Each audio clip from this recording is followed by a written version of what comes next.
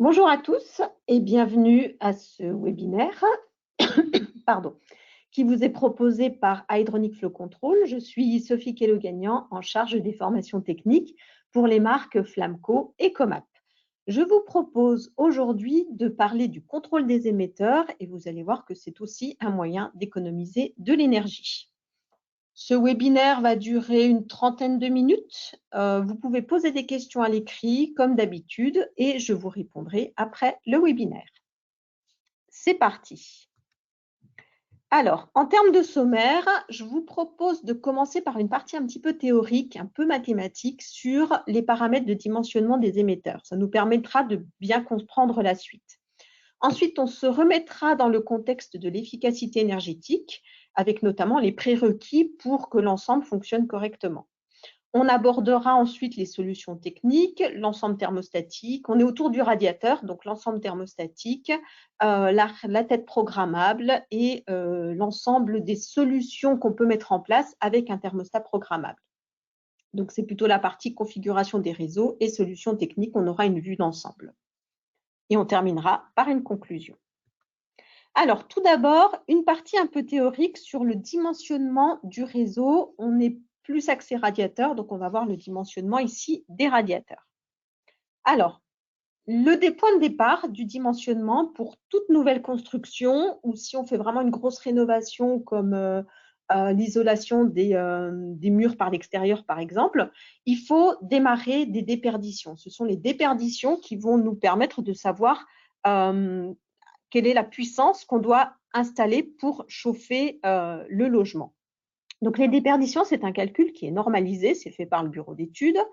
On part d'une température extérieure de base. En fait, on va calculer les déperditions du logement pour avoir une certaine température à l'intérieur du logement, par exemple 19 degrés réglementaires, et une température extérieure. À Lyon, par exemple, c'est moins 10 degrés. À Chamonix, ça sera moins 17. À Marseille, c'est moins 5. La température extérieure de base, c'est la température la plus basse qu'on est censé avoir au moment le plus froid de l'année. Donc, en fait, on fait le calcul des déperditions au moment où la température est la plus basse pendant l'hiver. Ce calcul de déperdition, c'est une puissance, donc ce sont des watts. Si on installe une puissance de chauffe, l'objectif, c'est de compenser les déperditions. Donc, on démarre des déperditions, dont on vient de voir le mode de calcul. Ensuite, on va en déterminer la puissance à installer, la puissance de chauffage. Le but, c'est de compenser les déperditions. Aujourd'hui, la puissance installée, elle est assez proche des déperditions. Les logements sont tellement isolés qu'on perd peu de chaleur, par exemple pendant le week-end dans des bureaux quand on arrête la chaudière. Donc, on n'a plus besoin de rajouter beaucoup de surpuissance. Et de cette puissance, on en déduit le débit. Nous, on s'intéresse ici au réseau de chauffage à eau. Donc, la puissance installée, pour nous, c'est un débit d'eau de chauffage. Vous avez la petite formule ici qui vous permet de relier la puissance au débit. Donc, P, c'est la puissance en watts, un coefficient de 1,16, le débit en litres par heure et le delta T, ça sera la différence de température entre l'entrée et la sortie de l'eau du radiateur. Donc, illustré de cette manière-là, on a un débit en litres par heure et la différence de température, le delta T, c'est la température d'entrée moins la température de sortie.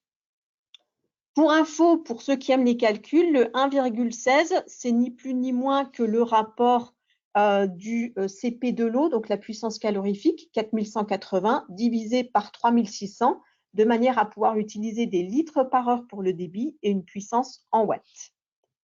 C'est pour simplifier la formule. Alors, si on prend un exemple, on a un radiateur de 1500 watts, on a déterminé que pour une pièce donnée, pour compenser les déperditions, il fallait installer une puissance de chauffe de 1500 watts.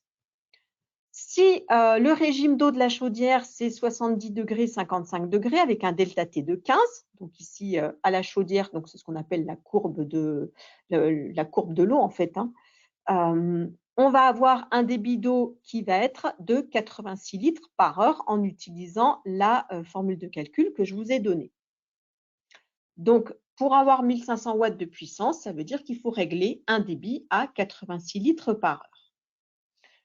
Pour bien comprendre, Ça veut dire quoi? Ça veut dire que ces 86 litres par heure, c'est le débit maxi qu'on va envoyer dans le radiateur, le débit lorsqu'il fait le plus froid dehors, puisqu'on a utilisé une température de base qui est la température la plus froide qu'on peut trouver à l'extérieur. 86 litres par heure, c'est aussi le débit nominal de ce radiateur, de cette installation. Ne pas oublier que quand on règle le débit nominal sur un radiateur, c'est ce qu'on appelle l'équilibrage statique du radiateur. Donc, il va falloir le faire pour toute nouvelle construction, pour tout nouveau calcul de déperdition.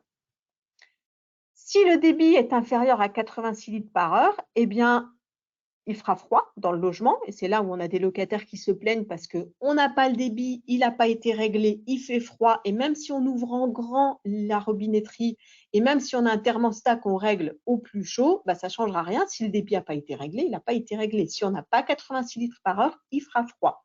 Inversement, si le débit n'a pas été réglé et qu'on a un débit naturellement supérieur à 86 litres par heure, par exemple dans les logements qui sont au plus près de la pompe dans les immeubles, eh bien, il fera trop chaud. C'est là qu'on ouvre les fenêtres, c'est là qu'on essaye de fermer au mieux le radiateur.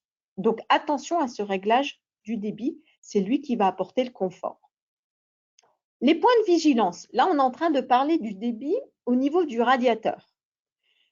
C'est bien de régler le radiateur, mais en amont, si le réseau n'a pas été correctement équilibré, ça veut dire que si on n'a pas réglé les débits nominaux dans les colonnes, dans les branches, bah, on n'aura jamais le bon débit au niveau du radiateur. Donc, il faut équilibrer le réseau.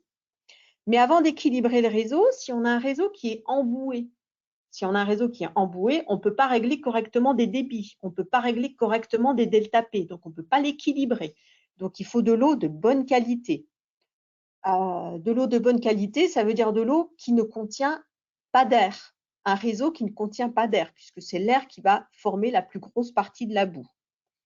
Et en amont, si on n'a pas donc réglé ces problèmes d'air et de boue, et si on n'a pas un système de gestion de la pression du réseau qui est correctement dimensionné, autrement dit, le vase d'expansion ou le maintien de pression, ça ne marchera pas non plus. D'accord?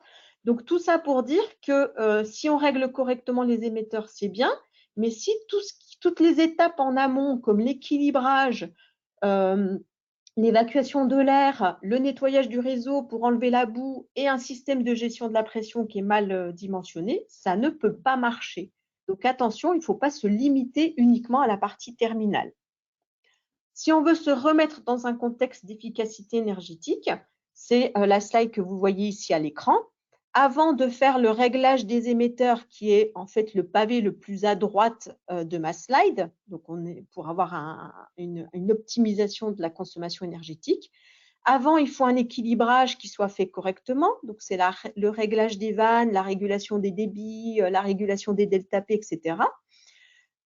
Donc ça, il faut déjà le faire. Et en amont, il faut de l'eau de bonne qualité puisque c'est l'eau qui va transporter l'énergie. Donc, supprimer l'air et la boue en continu dans l'installation.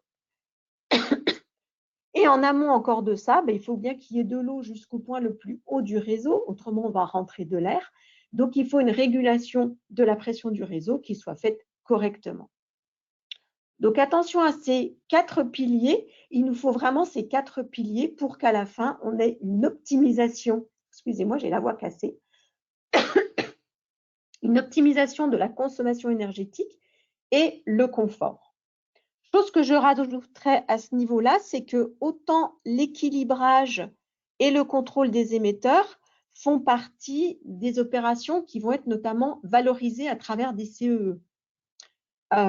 Tandis que la régulation de la pression du réseau et la suppression de l'air et la boue, donc la qualité de l'eau, sont en fait des opérations qui passent complètement inaperçues, qui ne sont pas valorisées à travers de subventions et qui pourtant sont indispensables. Donc attention, il faut bien l'ensemble de ces 4 opérations pour avoir à la fin du confort et une optimisation de la consommation. Ensuite, donc parlons maintenant de la régulation de la température ambiante. Revenons à notre émetteur, le radiateur. Il existe sur le radiateur donc 3 systèmes de régulation de la température ambiante ou de réglage de la température ambiante. La tête thermostatique, donc l'ensemble thermostatique qu'on va mettre sur une position, par exemple 3, c'est 20 degrés, et c'est la tête qui va nous permettre de réguler cette température ambiante de 20 degrés. Ensuite, il y a la tête connectée. La tête connectée, elle va utiliser des programmes. Donc, elle a aussi des capteurs de température et elle va en fait réguler la température ambiante en fonction de ce qu'on lui aura demandé comme programme. Il y a encore sur les radiateurs beaucoup de robinets manuels. Vous voyez le robinet Eurosar à l'écran. Donc là, ce n'est pas de la régulation de température ambiante. La plupart du temps, ils sont grands ouverts. C'est l'utilisateur en fait qui est le régulateur finalement et qui lui va moduler le débit d'eau dans le radiateur pour chauffer plus ou pour chauffer moins. Aujourd'hui, les robinets manuels, on les trouve en rénovation essentiellement. Ils doivent être changés, notamment dans le cadre de l'individualisation des frais de chauffage. On peut les trouver également dans la pièce où est installé le thermostat, puisque c'est le thermostat qui va commander l'arrivée d'eau pour le logement. Donc à ce moment-là, là où il y a un thermostat, on peut mettre un robinet manuel. Si on développe maintenant l'ensemble thermostatique.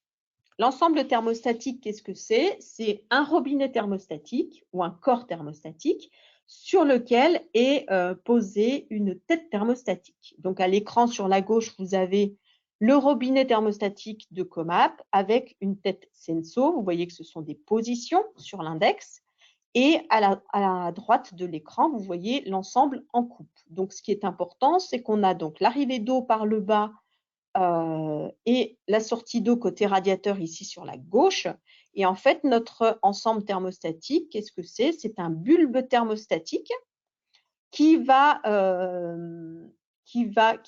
actionner un ensemble d'aiguilles et à la fin un clapet pour ajuster le débit d'eau en fonction de la régulation de la température ambiante. Donc, en fait, qu'est-ce qu'on a? On a ici une tête thermostatique qui régule la température ambiante à l'aide du bulbe thermostatique. Et comment cet élément régule la température ambiante? Eh bien, en ajustant le débit d'eau dans le radiateur. La tête thermostatique, c'est l'élément le moins cher aujourd'hui pour réguler une température ambiante dans un logement, dans une pièce, on va dire. Alors, comment fonctionne un ensemble thermostatique?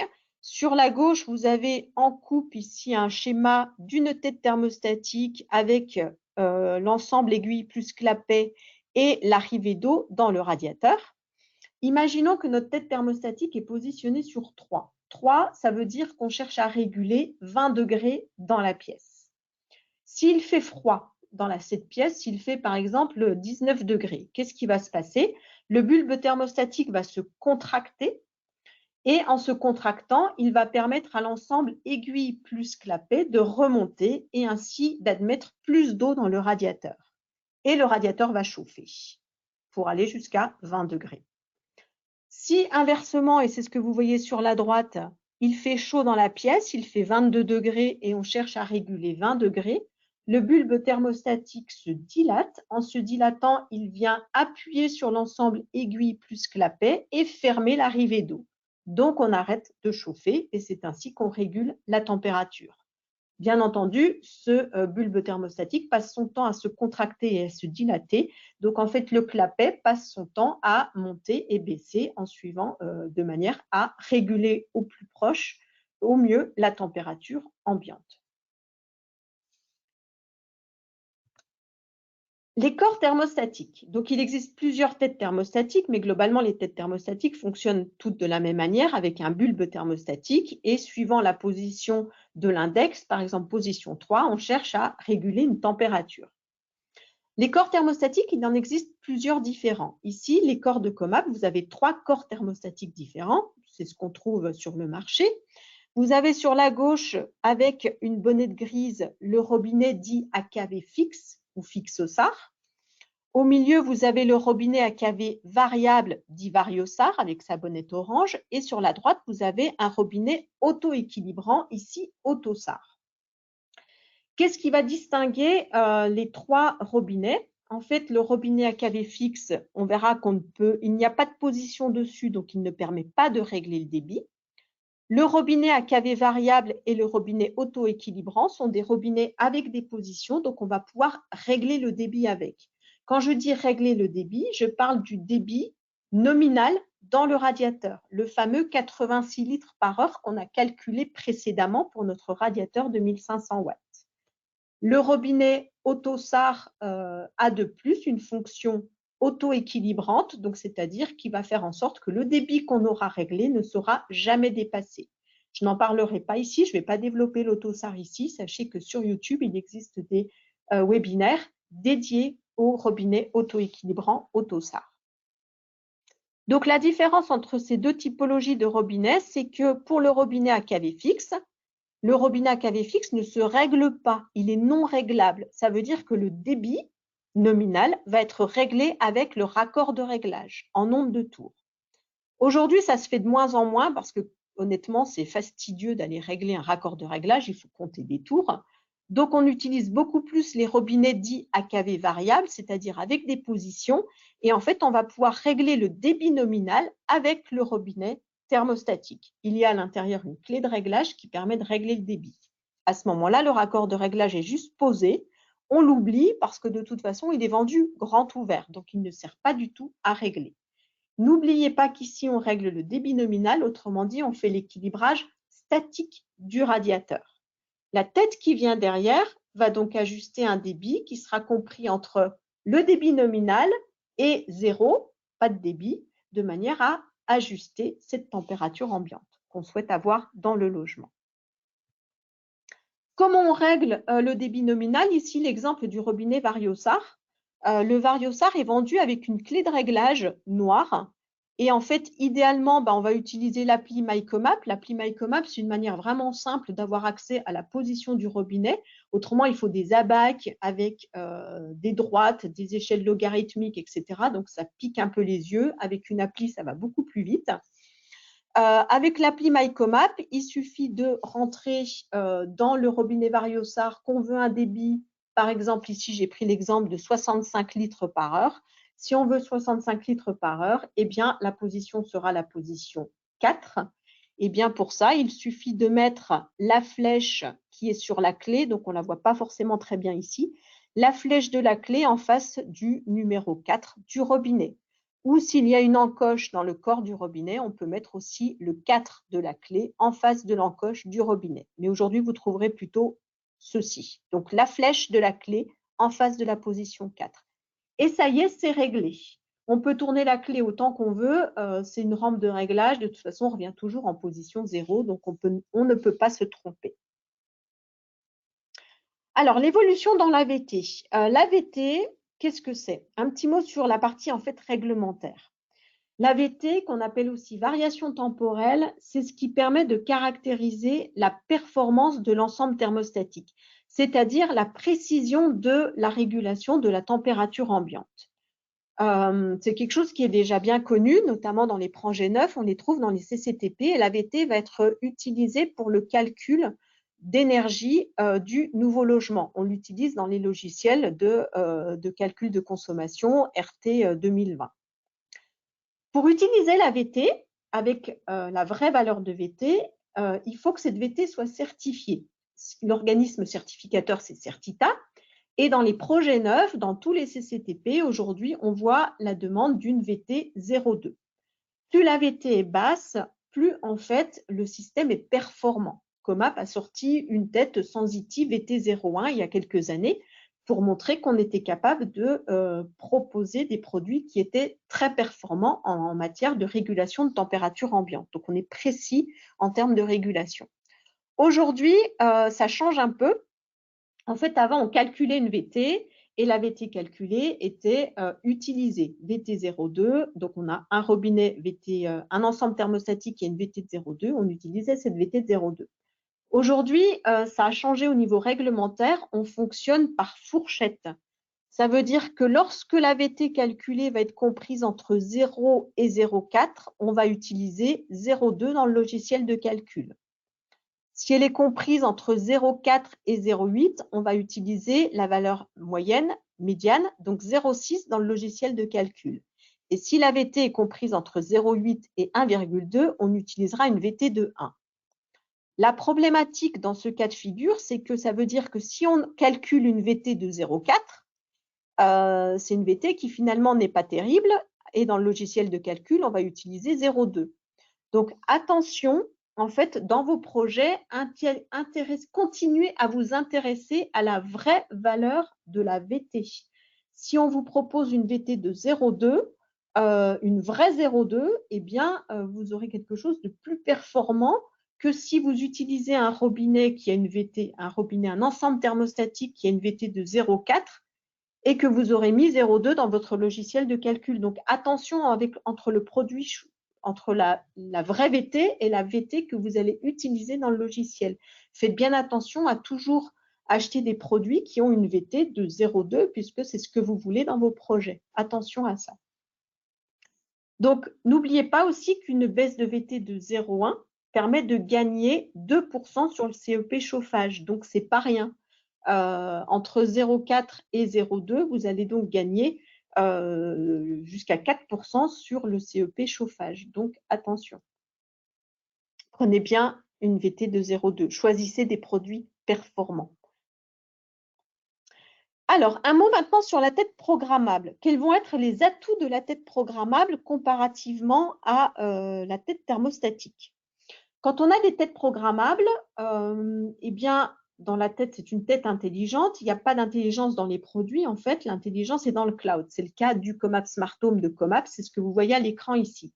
Les têtes qui vont être positionnées sur les mêmes corps thermostatiques classiques de Comap vont fonctionner avec une passerelle. La passerelle est connectée à Internet et en fait, tous les programmes que l'utilisateur va faire sur son application eh bien, seront transmis via la passerelle aux têtes, avec un protocole de communication qui va bien. Donc, tout ça fonctionne de manière intelligente avec les programmes.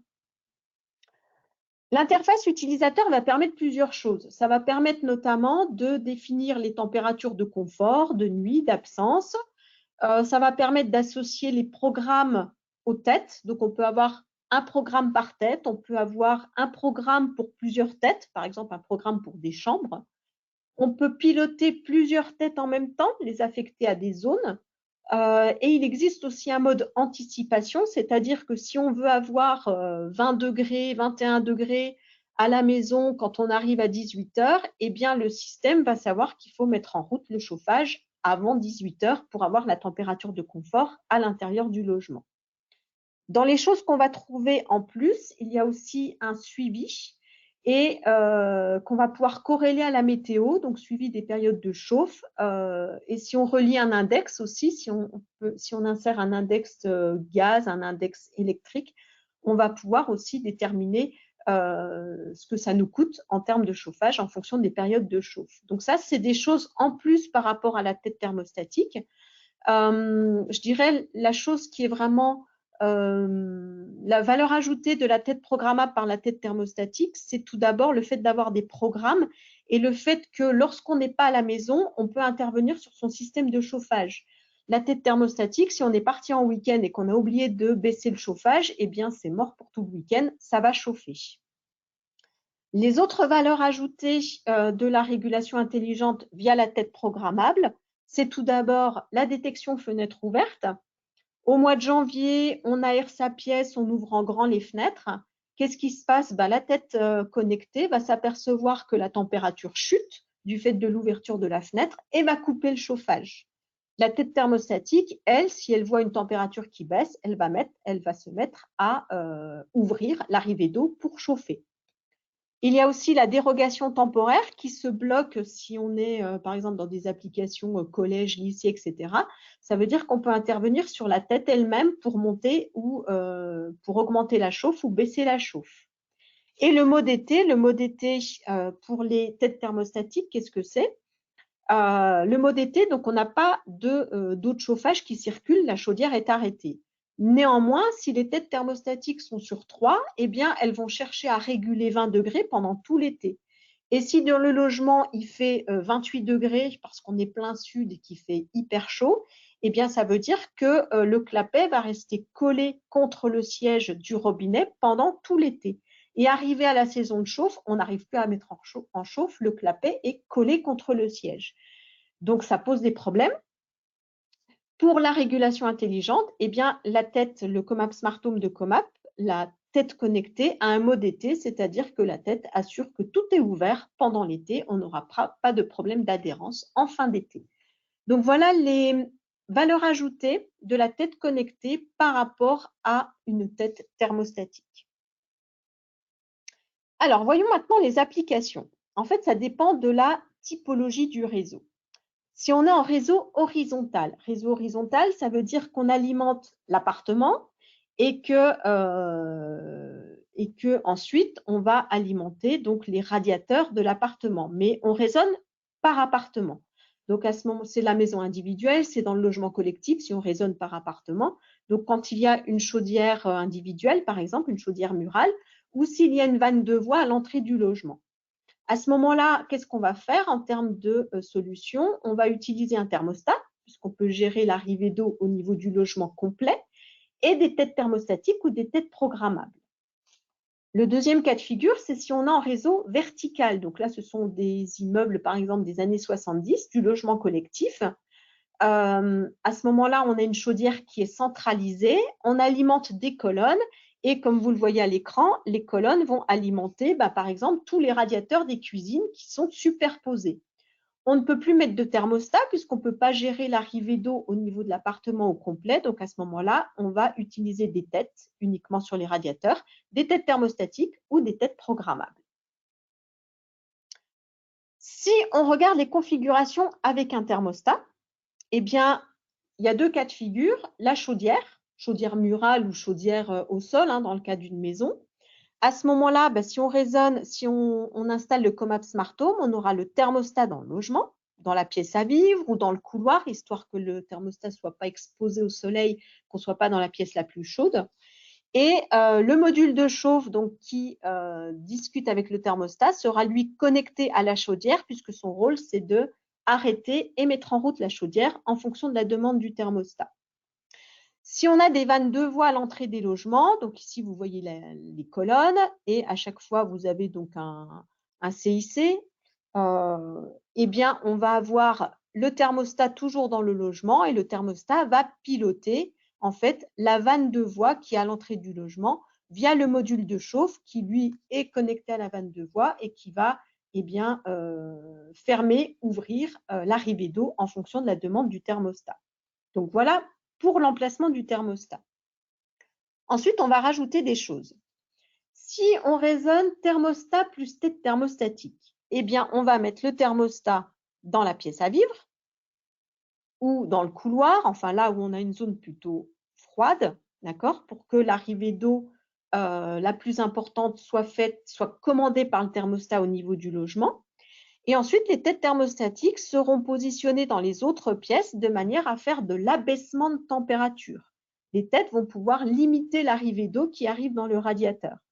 Si on s'est loupé et qu'on a mis le thermostat dans la pièce la plus chaude, qu'au mois de janvier, il y a du soleil à l'extérieur, ça tape sur les fenêtres et le thermostat commande de ne pas envoyer de l'eau au niveau du logement parce qu'il fait déjà trop chaud, eh bien dans les pièces qui seront par exemple au nord, on ne pourra pas chauffer plus puisque le thermostat n'a pas commandé d'arrivée d'eau.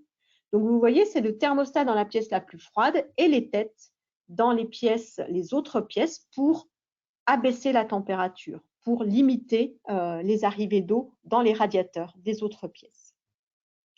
L'autre possibilité, c'est, il m'en manque un bout, c'est avec les têtes connectées, pardon. À ce moment-là, thermostat plus tête connectée. Et là, on va mettre une tête connectée sur le radiateur qui est dans la pièce où il y a le thermostat. Pourquoi? Parce que les produits travaillent ensemble. Donc là, je vous parle du Comap Smart Home.